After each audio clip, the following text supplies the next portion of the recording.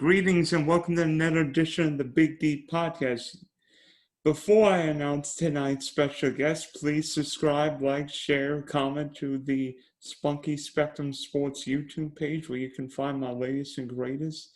We've got more interviews and people coming, and I can't wait to show you what I've got coming in the future. Joining us from beautiful Arizona is my friend and fellow Spectrum buddy, Taylor Broad. Taylor, I'm jealous of you. I think you're with us better than us. Oh, well, I mean, it is. It can be. It's, it is what it is. But you can't ignore that stuff. So, weather out here is fantastic, and not having to run the AC unlike Florida. Yeah, we've been dealing with rain and humidity. At least we're not dealing with all that ice that Texas and other parts received. Holy cow! Oh, we have ice too. And I go up and snowboard like every other weekend. Up in Flagstaff. So it's and I just got a brand new car to kind of do that. I went from a two-wheel drive, front wheel drive car up to a four-wheel drive Subaru, so that way I can safely be able to handle those types of trips. Yeah, I've heard Subarus are good off wheels and versatile if you want to go mountain biking, snowboarding, or whatever boarding. Yeah, it's definitely an outdoor based vehicle, and that's why I got a Crosstrek, so that way I have the ground clearance, I have the I have the ability to put stuff on the roof. And it was just like the perfect size car. The Forester is just a little bit too big. And then I don't need the Outback. I don't have a family, so it's not like I have to, accommodate for that. Just get the vehicle that was right for me, and and good things have happened. And I absolutely love the vehicle. So yeah.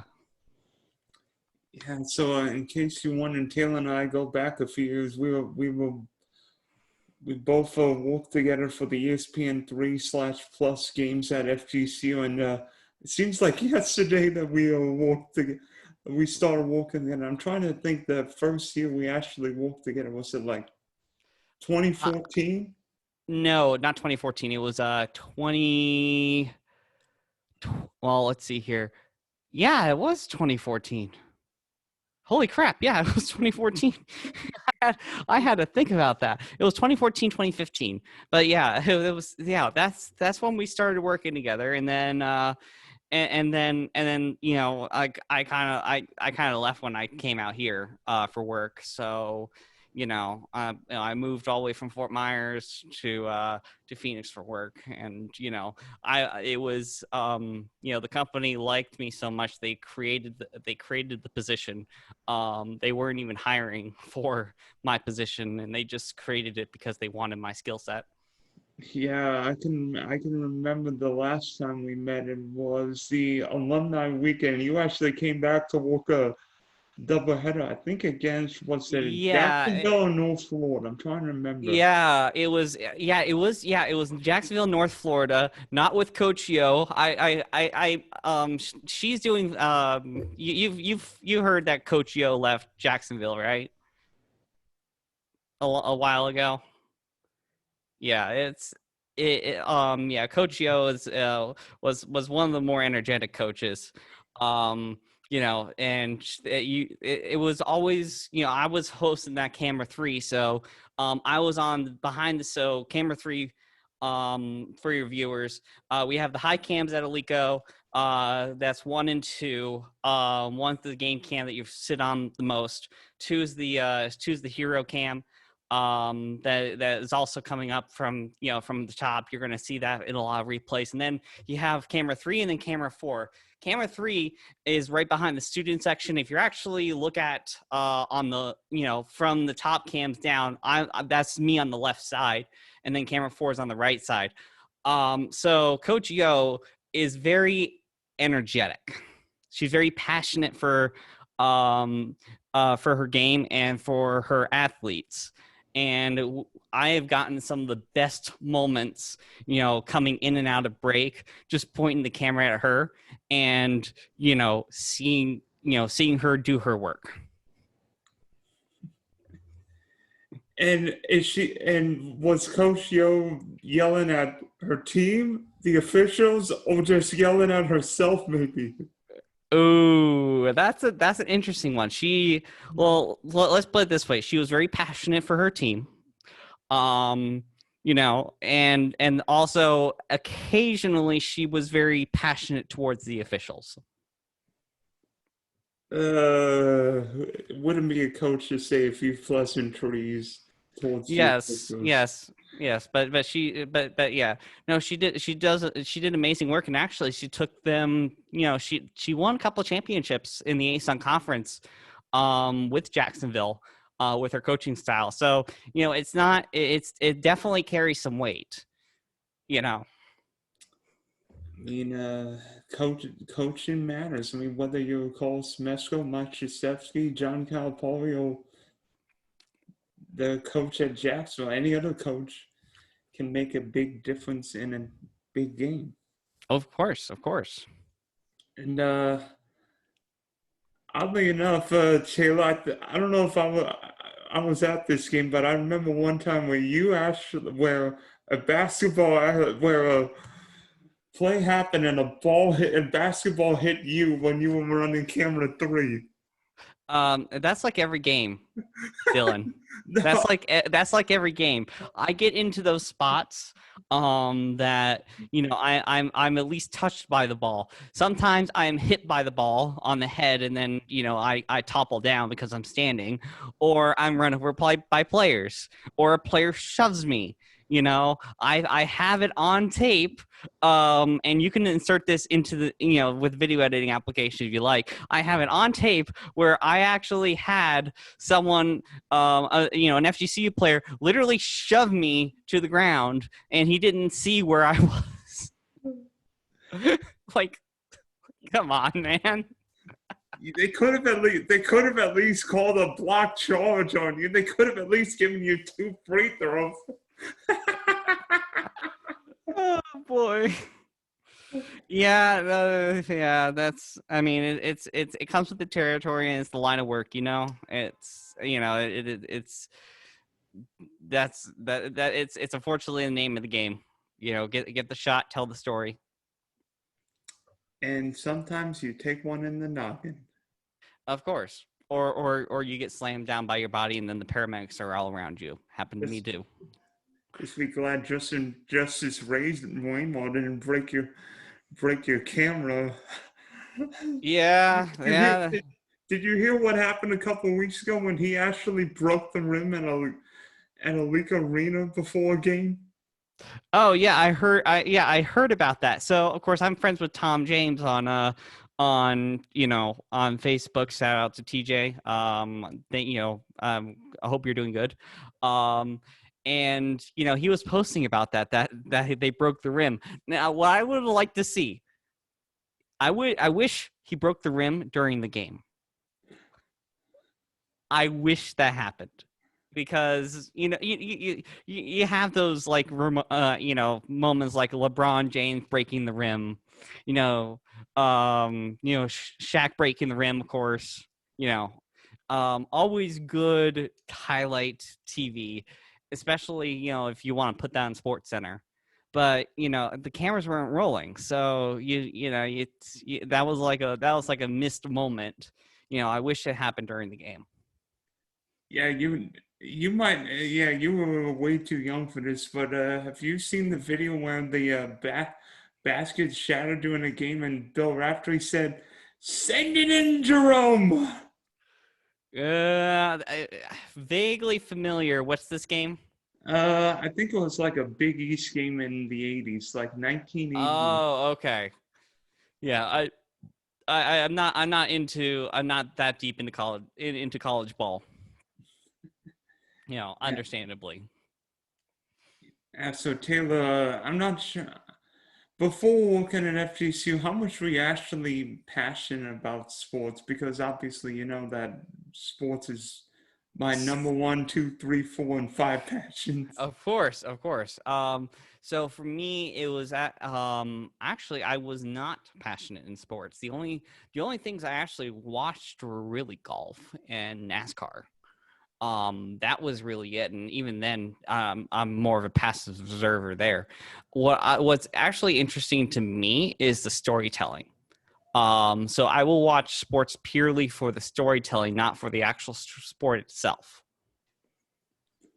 So you're more into like when CBS, NBC, or one of these stations can talk about athletes and talk about how Jordan Spieth is coming back after not winning a tournament forever, or how these guys perform well at certain course, whether a guy performs well at Pebble Beach or TPC Sawgrass.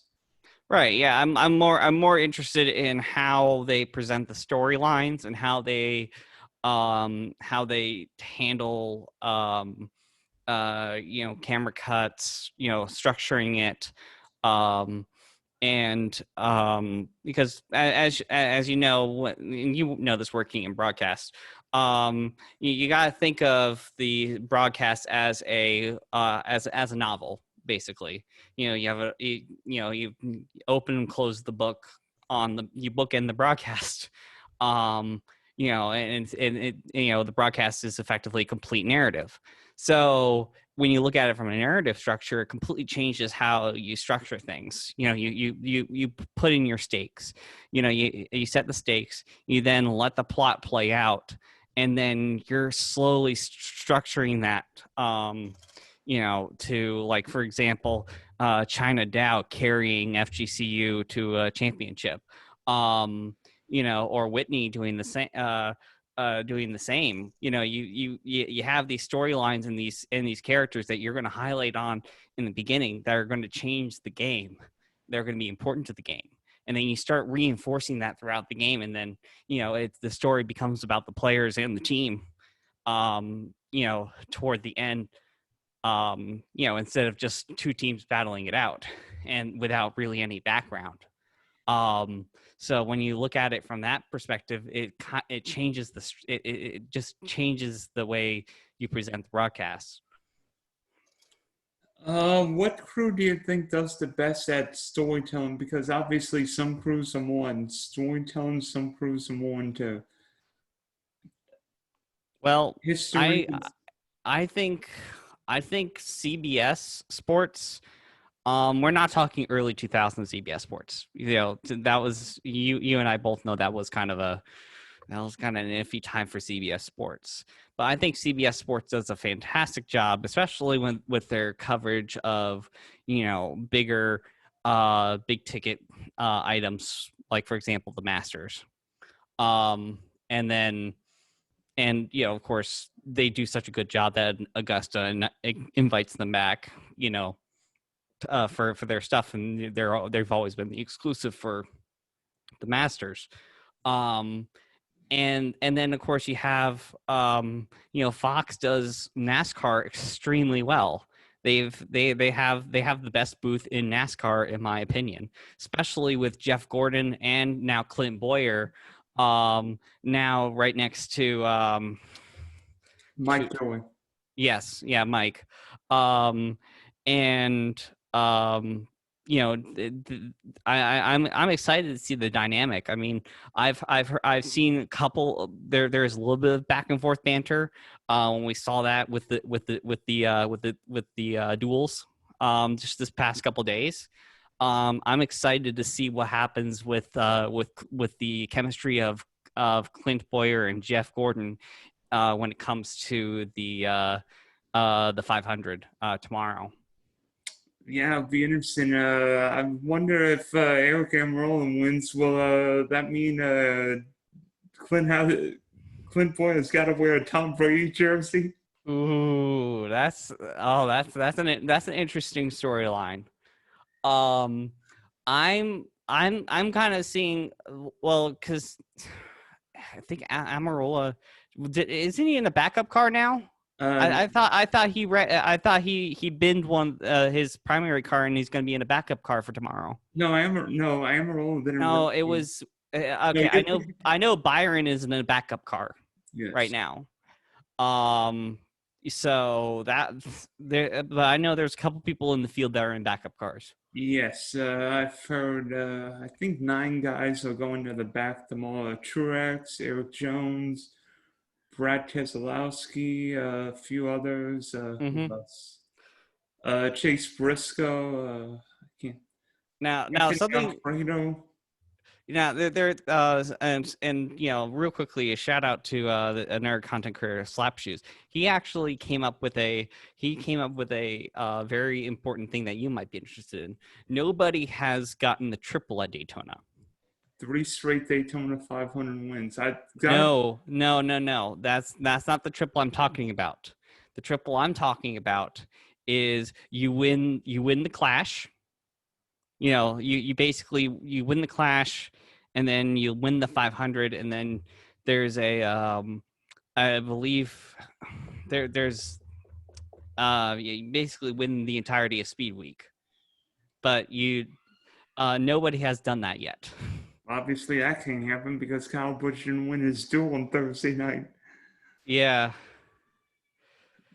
Yeah, it's because you have to win all three in the same weekend. I think Denny came close because in 2014 he won the Clash, won his duel, and finished second. The year Earnhardt won his second Daytona 500. Yeah, yeah, there's been a lot of close ones. One including Dale Earnhardt was also very close to doing that. But nobody has won the Clash, the duels, and the 500 in the same weekend. Um, so I think that's one of that is one of the last great achievements in NASCAR. Um, you know, it, and I'll be excited when we see someone actually pull that off. So with your Daytona 500 expertise, who do you think's winning them all? Uh, who's going to win it all in this field? It's going to be interesting because we got a new rules package. So, I'm kind of on the just a little bit, on the fence. We're seeing the same. We're seeing some of the same performance we've seen from the 500. Just the early 2000s rules package. Some of the same aerodynamics and drafting and whatnot opportunities. So we'll see what happens. Right now I don't really have a specific person that I think will actually win it all. You don't know with this race. It's sort of like the same with Talladega. Anyone can wreck, and it's interesting because you pack everyone so close together. You just the opportunities to wreck is so much more.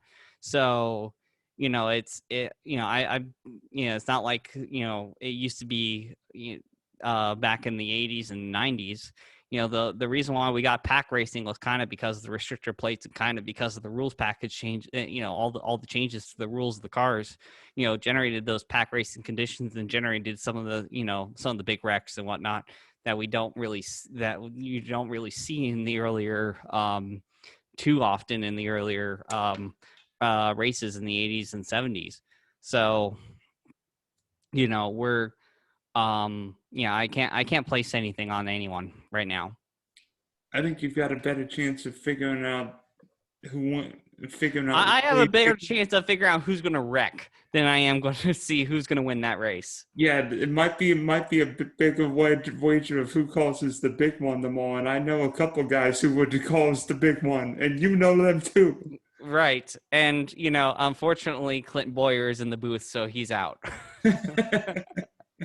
And Jeff Gordon's luckily out, otherwise he would definitely be in it. I don't recall Jeff ever triggering the big one. You're right. He did once at Talladega in '95 when Kenny Schrader flipped 7 or 8 times. Okay.